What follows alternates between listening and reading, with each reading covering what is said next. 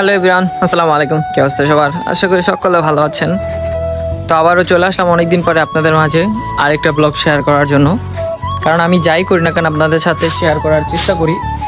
আর হচ্ছে কি, আমার তো প্রায় একটা ব্রয়লার মুরগির বেশ মাইর খাইছে, সেজন্য ডিসিশন নিয়েছিলাম যে এই ব্রয়লার মুরগির শেডের ভিতরেই এই অর্ধেক সাইডের ভিতরে হচ্ছে গিয়া গরুর ফার্ম করব, আর অর্ধেক সাইডের ভিতরে হচ্ছে গিয়া আমার ওই যে ওই কোণা পর্যন্ত ওইখানে প্রায় 500 স্কোয়ার ফিটের মতো আছে, ওইখানে আমি মুরগি চাষ করব। সো এই ডিসিশনটা কেমন লাগতেছিল আর বা কেমন হইতাছে আমার একটু জানায়েন।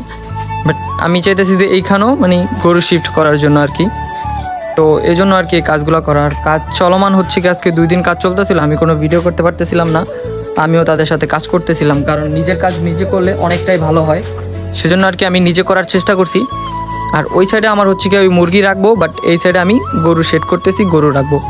তো আশা করি আপনাদের এই কাজগুলো অন্তত একটু পছন্দ হবে, বা খারাপ হলেও আমাকে জানায়েন, আর কেমন হয় সেটা একটু জানানোর চেষ্টা করবেন।